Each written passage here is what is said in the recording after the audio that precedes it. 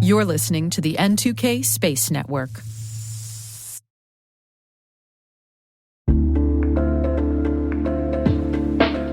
And now, a word from our sponsor, SpyCloud, the cybercrime analytics leader. SpyCloud disrupts cybercrime by telling you what criminals know about your business and your customers, so you can take action to prevent ransomware, session hijacking, account takeover, and online fraud. SpyCloud constantly recaptures and analyzes new data from the criminal underground, including credentials, session cookies, and PII siphoned from malware-infected devices. With knowledge of the specific exposed data criminals have in hand from InfoStealer malware on managed and unmanaged devices, security teams can respond with a more efficient and effective process called post-infection remediation that fits seamlessly into existing incident response frameworks. Get SpyCloud's post-infection remediation guide outlining the 7 steps for preventing a malware infection from becoming a full-blown ransomware incident. Visit spycloud.com/cyberwire. That's spycloud.com/cyberwire. And we thank SpyCloud for sponsoring our show.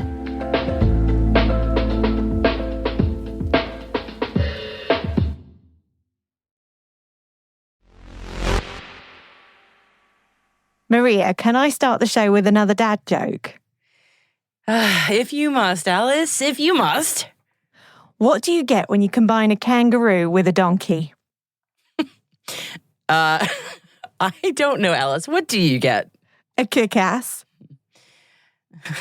Okay. Okay. What does that have to do with space? Well, the Aussies are kicking ass in space, and all will be revealed. T-minus 20 seconds to LOS Pedreiro. Go for deploy. Roger, roll. Today is October 20th, 2023. I'm Maria Varmazis. I'm Alice Carruth, and this is T-minus.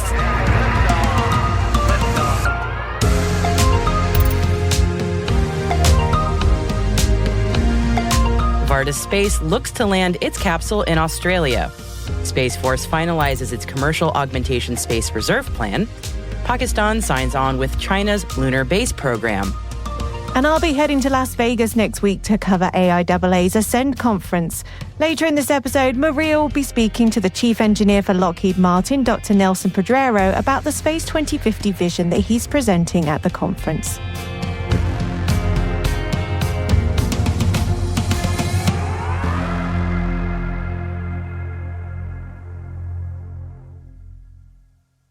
On to today's intelligence briefing. Varda Space Industries has been looking for a soft place to land. After completing its first experimental mission doing pharmaceutical manufacturing, it needs to bring its payload back down to Earth.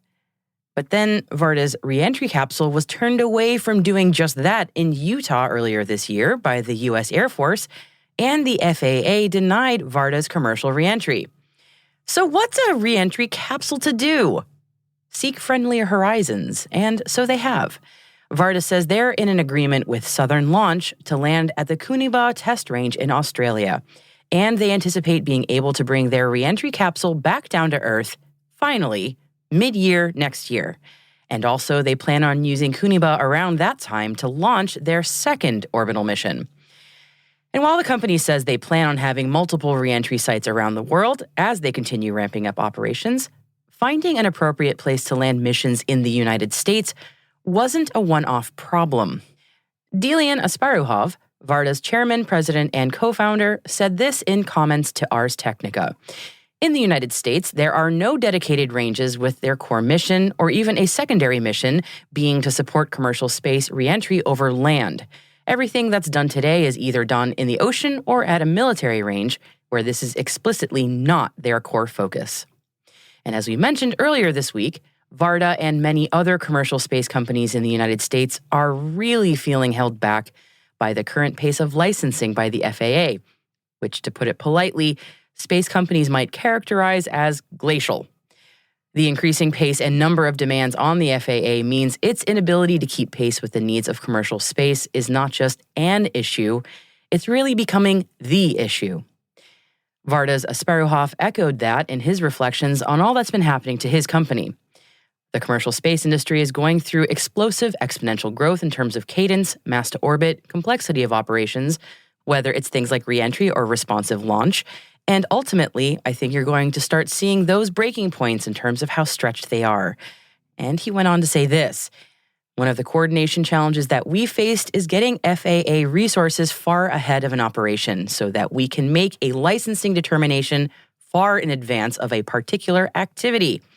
There's no way to do it with the FAA's current staffing level. The entire industry is feeling this pain point. Which makes us question how SpaceX is going to reach its ambitious plan to launch 144 times next year. They've already launched 74 missions in 2023 and are complaining that the FAA is failing to keep up with the pace of the launch cadence. We feel like this battle is only just starting. Absolutely. The US Space Force says it's finalized its plan for the Commercial Augmentation Space Reserve. The concept outlines a framework for how the Space Force will scale up its use of commercial capabilities, including satellite imagery and communications during a conflict. It's based on the Air Force Civil Reserve Air Fleet model, where during times of crisis, the government calls upon commercial airlines. Commercial companies that want to be part of the reserve will enter into a voluntary, pre-negotiated contractual arrangement. Under Level 1 operations, firms would provide a minimum commitment of peacetime capabilities to the Defense Department. Level 2, which includes regional conflicts or a major crisis, would require a higher level of commercial services. In Level 3 wartime scenario, companies would be obligated to prioritize government needs over their own customers. The Space Force is initially restricting reserve involvement to US-owned companies, but is considering options for international firms. Pakistan has become the latest country to sign a cooperation agreement with China to partner on a research station on the moon's south pole. China's National Space Administration says the agreement covers areas including the engineering and operational aspects of the Chinese lunar base program.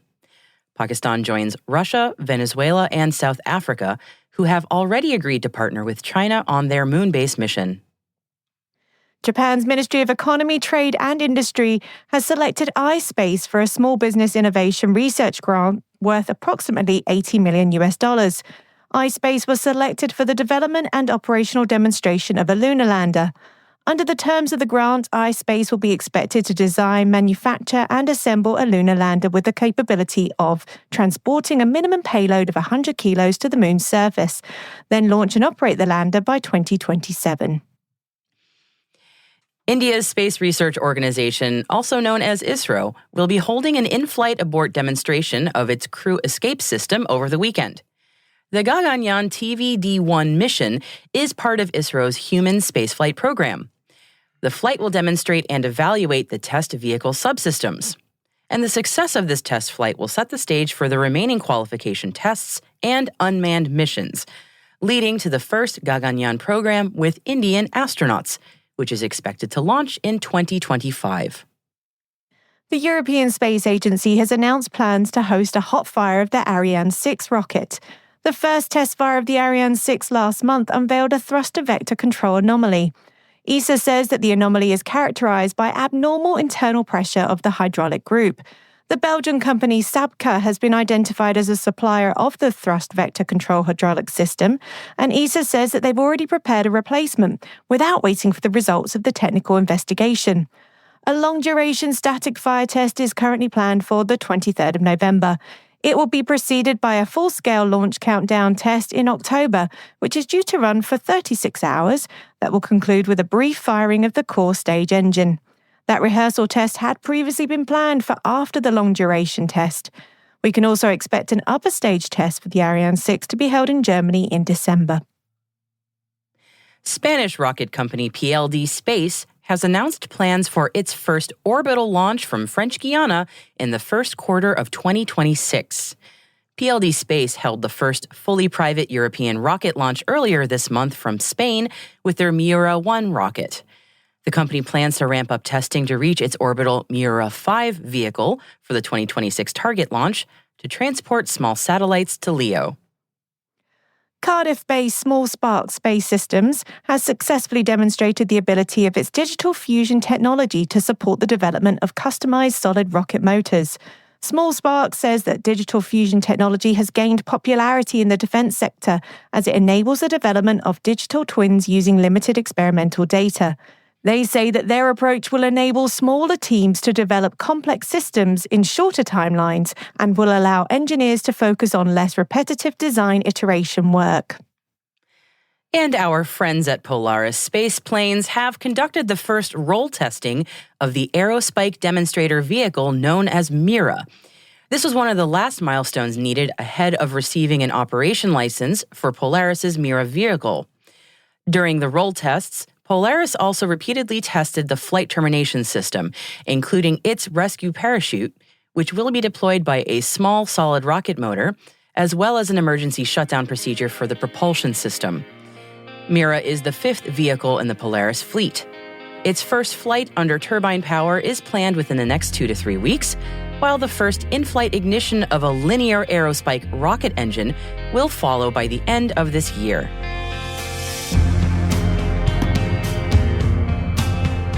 And that concludes our intelligence briefing for today.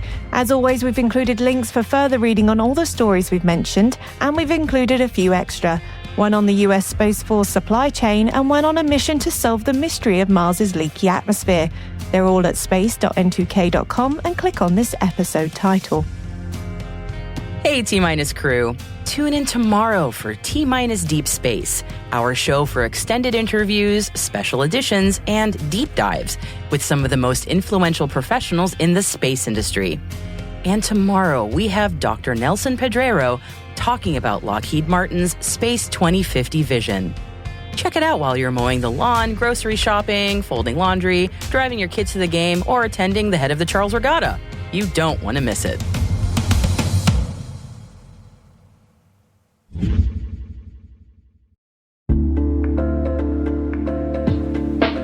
And now a word from our sponsor, 6 Sense. 6 Sense provides award-winning cloud-based automated endpoint and vulnerability management solutions to streamline IT and security operations. With its advanced platform, businesses gain complete visibility and control over their infrastructure, reducing IT and security risks and optimizing operational efficiency. With 6 Sense, you'll get real-time alerts, risk-based vulnerability prioritization and remediations, and an intuitive automation and orchestration engine so you can focus on your core business goals, confident in the knowledge that your enterprise is secure, compliant, and running smoothly. Visit 6sense.com to learn why enterprises choose them.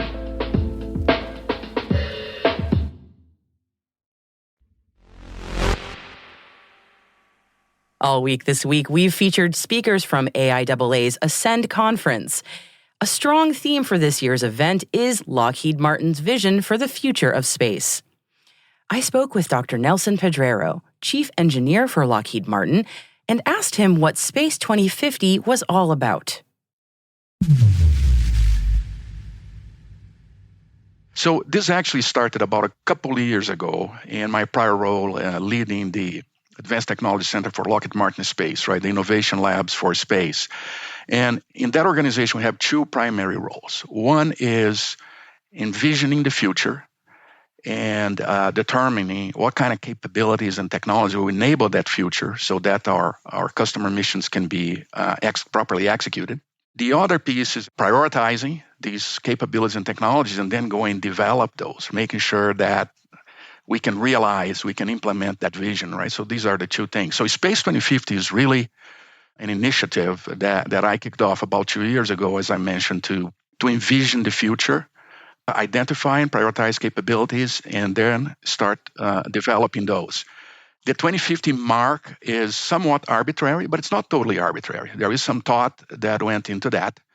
I really did not want it to be too far out like the 2100 or further out, because it then becomes more of a science fiction exercise. But I wanted it far enough out. So this is, when we started about 28 years out or so, that there is enough time for us to really develop remarkable, novel, disruptive capabilities. So that was a balance there that we selected that. And so this is what it is in a nutshell. Excellent. Well, thank you. You anticipated my question about why 2050 very well. So, yeah, if you could talk me through some of the high-level bullet points and maybe any future space missions that might support that capability, that would be great. So on this initiative, what I challenge our team to do, it's really to envision space at large, the broad space ecosystem. And frankly, it was interesting because as we started, myself included, we were all thinking about this, what are we going to do in space, right? On the moon, on Mars, in cislunar, in low Earth orbit, and so on. But then I paused and I said, hey, how do we get to space? Access. We've seen over the past few years significantly decrease in launch costs, right? What else do we think is going to happen in this kind of time frame? But even beyond that, what's happening on Earth? Because what we do in space, the systems are designed, they're built today, they're all done on Earth, the workforce and so on. So he really took a step back and he spent at least a little bit of time thinking about what's happening on Earth, how do we get access to space, and then, of course, we're all passionate about space. We spend the majority of time thinking about space. Now, in terms of missions, we cast a very broad net. At Lockheed, over the years, our portfolio is very broad, but every mission falls in one of these three categories, right? To protect, to connect, and to explore. And frankly, when you think more broadly about the aerospace industry, aerospace community, if you will, beyond Lockheed and so on, most of the missions we do, they fall onto those three categories. So this is what we've been doing over the past several decades, and this is what we foresee doing in the future. So when we talk about which missions, it's really a broad set of missions. It's remote sensing, where you have assets in space looking down on Earth for various different reasons. It's really communications, right? Communication satellites, communication to the public, broadband communication, protected communication to the military. It's really, broad at large.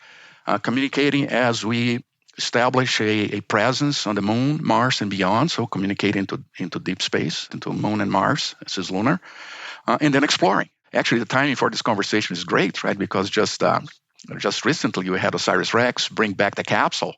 And we're all, eager to see what the scientists are going to find on those samples there. So explore.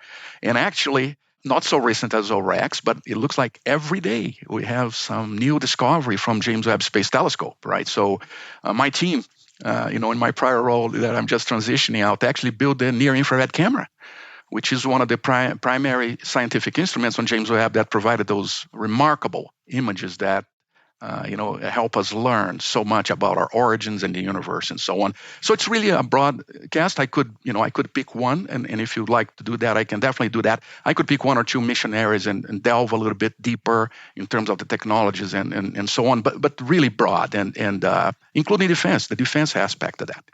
If you could talk a little bit about one or two mission areas, I would be fascinated to hear more. Let me start then with what we think is going to be happening on Earth that is relevant to the space community and future space missions. So in this kind of time frame, if we're talking 2050, right, it's far enough that we really think we're going to be seeing, and we're going to drive, we're not just going to be seeing, we're going to drive a whole new level of integration in design and analysis tools. If you look back the past 25 years or so, people who work in the field, they all realize how far along we've come in terms of design and analysis tools for space systems. What we're seeing is another quantum leap in terms of those advancements, to the point where the space professionals, folks like me and around the industry, we're really going to be able to play a different role, where we're going to focus much more in terms of what are the missions, what are the objectives, what do we want to achieve, and a lot of the process of designing, analyzing, and even prototyping is going to be automated. So that's on the design front. Today, we are already seeing mass production of satellites. You look at OneWeb, you look at SpaceX. Actually, Lockheed was, in years past, when we did the Iridium, 70 satellites or so, we were kind of pioneered that. Today, we're actually at a different level, mass producing that, and that's fantastic. We see that continuing and accelerating. What we're missing today that we believe we're going to have in this kind of time frame, 2050, is automating the development and prototyping, right? Development and prototyping today, it's still very human intensive, very laborious. It's not highly automated. We believe we're going to be able to do that through the automation of design and analysis tools and through the automation of manufacturing and so on, but in a manner that's tailored. So think about printing a satellite. Think about no-harness spacecraft integration. When you do things like this, what's exciting about it is that we're now, the speed of innovation is only limited by the speed of ideas. And we also are going to totally change the whole balance between recurring and non-recurring costs, right? So think about a production line of spacecraft, similar to what we have production line for automotive today, but that not all spacecraft need to be the same because you're inserting new technology and you're tailoring them to the mission. And now if you're producing and developing, if you're developing fast and you're producing on a cadence, now you need to get these assets to space. And so let me talk a little bit about access, and then I'll talk about the missions in space. So in terms of access, we've seen a tremendous reduction in cost on that. We see that continuing, and I think that's fantastic. But when we talk about 2050, that's time enough that we should also be exploring different ways to get to space. Think about spin launch. Think about a space elevator, right? So I'm trying to be provocative here. But really when you think space about elevator. Yes, absolutely. I mean, I'm a fan of that idea, but man, yeah. Right, exactly. Yeah. So when you think about a space elevator, right, I'm trying to be a little provocative here, but when you think about it, it's not a new concept. It does not violate any laws of physics. It is a really, really hard engineering problem. But if we have shown over the years that when we put our mind, as a community, as an airspace community, when we put our minds to it, and there is the will, we can make things happen. Now, why is that interesting? Because it's not only a matter of cost, because it would be costly to develop such a system. But once it's developed, now you have continuous access to space. But it's also a very different kind of access, right? Because you eliminated the launch loads. And when you go look at the systems that we develop today, a lot of the design features that we have to put on, like think about James Webb, this very 6.5 meter segmented, pristine optical system with exquisite instruments, right? Optical instruments. And you put that on a launch vehicle and you shake that and you launch it, right? And so a lot of the design challenges are associated with just the launch environment. But then when it's in space, it's a more benign environment from that perspective. So if we can get something like a space elevator to work, it also totally changes how you design systems and things like that. So we're talking about, not qualitative change. Hey, I'm going to reduce the cost 10%. We're talking about quantitative change, right? We can now do things very, very differently and so on.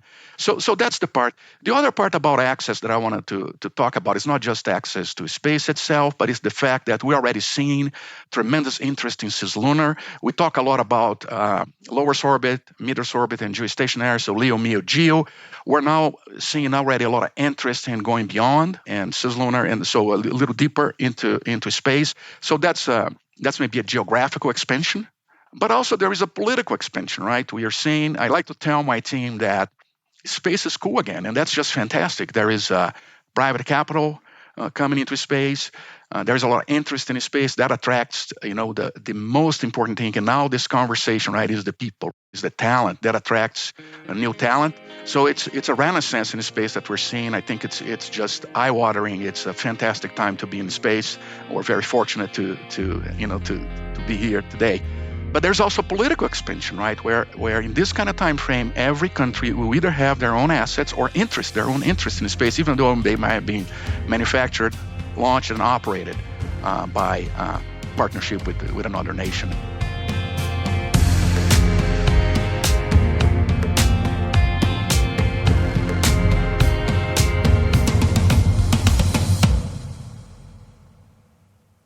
We'll be right back.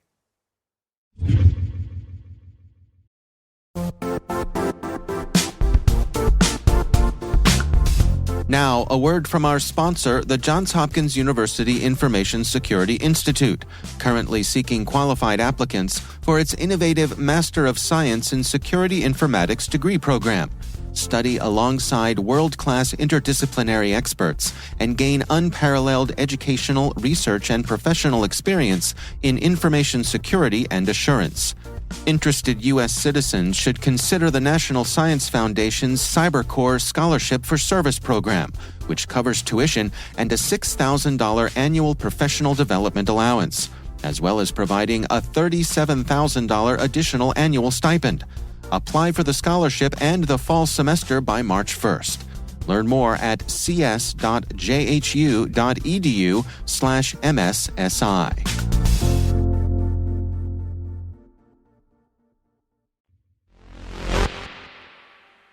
Welcome back. Many an IT worker have grumbled about having to maintain legacy systems that are somehow, despite everything, keeping the entire operation running smoothly. Is it written in COBOL? Yeah, sometimes it's best just not to ask how old that system is. Well, actually, speaking of old systems, the programming language Fortran, which goes back to 1957, it's still holding up a lot of big and dusty old mainframes running government and military programs, probably a lot more than you might suspect or care to know. And this is probably not a surprise to any of our listeners with programming know-how, but yes, the Voyager 1 and 2 spacecraft, launched in the late 1970s, are also running on Fortran.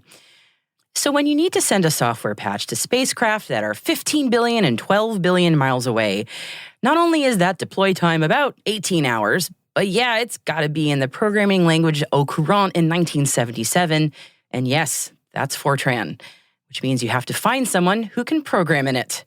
And for our listeners who are not familiar with programming languages, this is like finding someone nowadays with spoken fluency in Latin. Not impossible, but slightly below a needle in the haystack level of rarity. And yes, the amazing decades-old senior citizen spacecraft Voyagers 1 and 2 are still doing pretty darn well for their age, thanks for asking. And NASA is still deploying patches to them, albeit very carefully.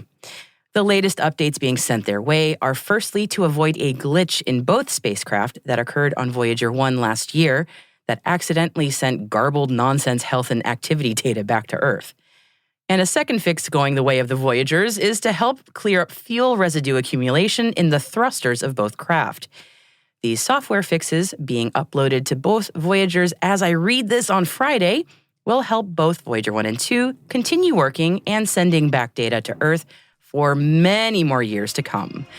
Not bad for a mission that was only supposed to last 4 years.